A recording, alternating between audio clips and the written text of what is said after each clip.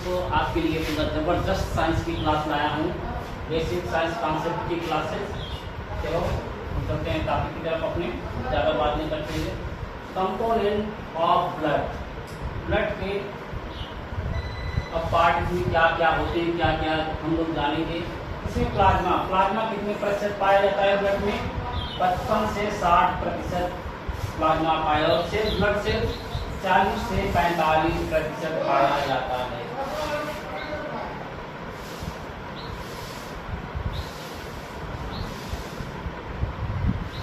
RBC को किस नाम से जानते हैं? एरिथ्रोसाइट के नाम से जाना जाता है। आरबीसी को एरिथ्रोसाइट के नाम से जाना जाता है। डब्ल्यूबीसी, डब्ल्यूबीसी को किस नाम से हम लोग जानते हैं? ल्यूकोसाइट के नाम से जानते हैं, ल्यूकोसाइट के नाम से जानते हैं। प्लेटलेट्स, कहते डॉक्टर नहीं तो प्लेटलेट्स डाउन हो गया क्योंकि खाओ ये सब, तो प्लेटलेट्स, प्लेटलेट्स को किस नाम से जाना जाता है? प्लेटलेट्स को थ्रोम्बोसाइट नाम से जाना जाता है। अगले क्वेश्चन पे हम चलते हैं।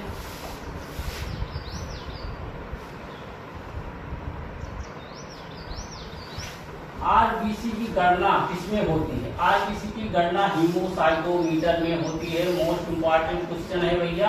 आरबीसी की गणना कहाँ होती है? हीमोसाइटोमीटर में। आरबीसी, आरबीसी का जीवन काल 120 दिन या 4 माह होता है। आरबीसी की मृत्यु प्लीहा में होती है। कहाँ होती है? प्लीहा में होती है। क्वेश्चन नंबर 4, शरीर में रक्त बैंक किसे कहा जाता है? शरीर में रक्त बैंक किसे कहा जाता है? तिल्ली को, किडनी को, दोनों, इनमें से कोई नहीं। आपको राइट आंसर बताना है किसको कहा जाता है।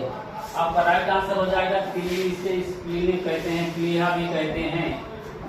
तिल्ली को प्लीहा भी कहते हैं, प्लीहा नाम से भी जानते हैं। अगले क्वेश्चन की तरफ हम लोग मूव करते हैं।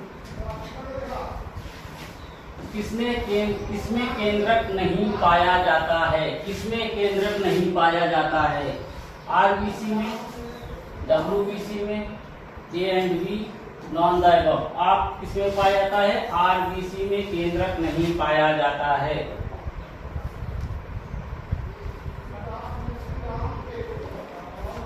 भ्रूणावस्था में आरबीसी की उत्पत्ति कहाँ होती है? भ्रूणावस्था में जब बच्चे पैदा हो, यकृत में, लीवर में, पेट में, सभी में। आपको राइट आंसर बताना है किसमें पाया जाता है? यकृत में पाया जाता है। इस क्वेश्चन की तरफ चलते हैं हम लोग। जीवन की नदी को कहा जाता है। जीवन की नदी को क्या कहा जाता है? प्लीहा, लीवर, यकृत, ब्लड, क्या कहा जाता है? जीवन की नदी को ब्लड कहा जाता है। जीवन की नदी को ब्लड कहा जाता है।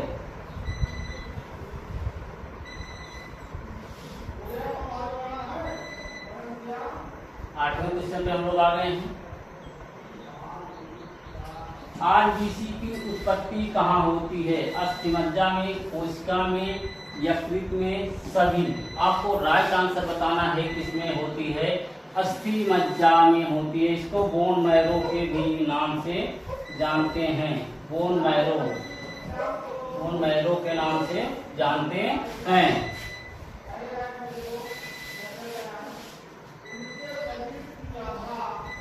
ऊतक का अध्ययन करते हैं। ऊतक का अध्ययन किसमें करते हैं? आपको बताना है। हिस्टोलॉजी, मायोलॉजी, ऑर्थोलॉजी, सभी। आपको राइट आंसर बताना है किसमें करते हैं? हिस्टोलॉजी में करते हैं।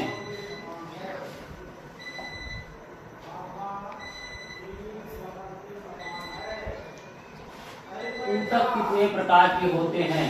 सेल्स कितने प्रकार के होते हैं? आप लोग कक्षा 6, 7, 8 में सब पढ़ाया गया है। 1, 2, 3, 4। आपको राइट आंसर बताना है कितने प्रकार के होते हैं?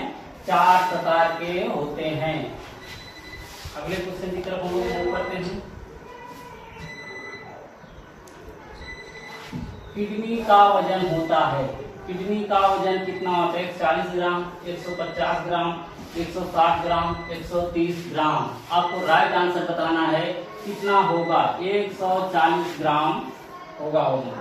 किडनी का वजन 140 ग्राम होगा। किडनी की चौड़ाई होती है, किडनी की चौड़ाई कितनी होती है?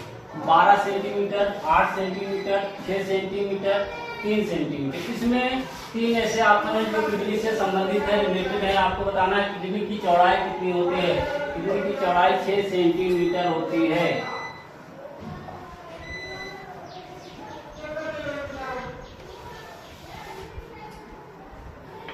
दो मूत्र नलियों की लंबाई, मोस्ट इंपॉर्टेंट क्वेश्चन है। दो मूत्र नलियों की लंबाई 10 से 12 सेमी, 8 से 10 सेमी, 12 से 14 सेमी, इनमें कोई नहीं। आपको राइट आंसर बताना है कौन होगा? 10 से 12 सेंटीमीटर।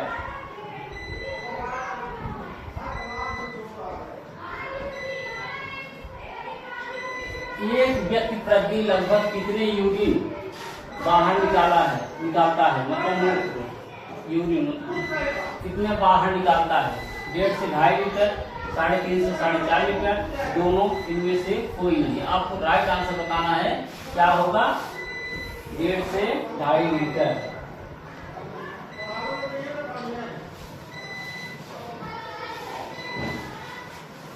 मूत्ररोधी हार्मोन्स भी कहते हैं ऑक्सीटोसिन को, एंटीबायोटिक, दोनों, इनमें से कोई नहीं। आपको बताना है मूत्ररोधी हार्मोन्स किसे कहते हैं?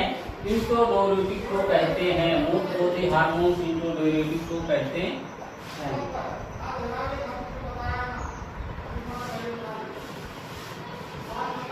गोमन वृद्धि का नियंत्रण करता है ADH, STH, A&B, इनमें से कोई नहीं।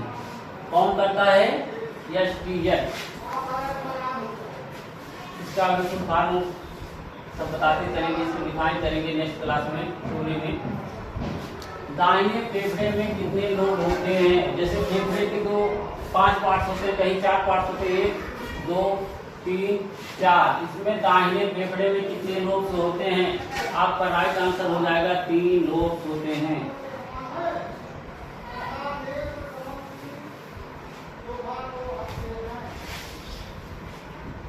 बाएं फेफड़े का वजन होता है 500 ग्राम, 560 ग्राम, 600, 650 ग्राम। आपको राइट आंसर बताना है कौन सा होगा। बाएं फेफड़े का वजन 500 ग्राम होता है।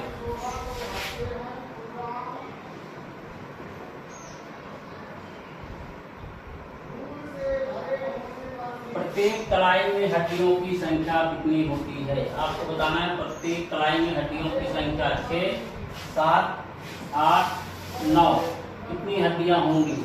आपका राइट आंसर हो जाएगा 8 हड्डियां होती हैं।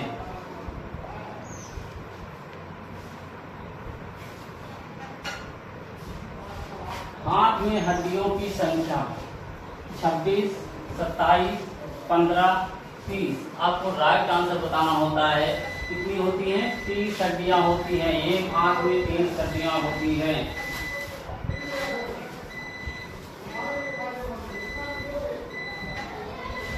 सबसे बड़ी अंतःस्रावी ग्रंथि कौन सी है? थायराइड है, लीवर है, दोनों, इनमें से कोई नहीं। आपको राइट आंसर बताना है कौन है? थायराइड। कहते भैया थायराइड बढ़िया है, थायराइड डॉक्टर दिखावा, इस समय ज्यादा है इसका थायराइड की बीमारी हो रही है सभी को। सबसे बड़ी ग्रंथि होती है लीवर, यकृत, दोनों, इनमें से कोई नहीं।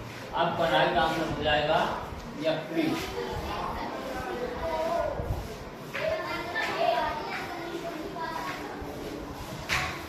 सबसे बड़ा अंग है यकृत, लीवर, त्वचा, सभी। आपका सबसे बड़ा अंग कौन सा है? त्वचा।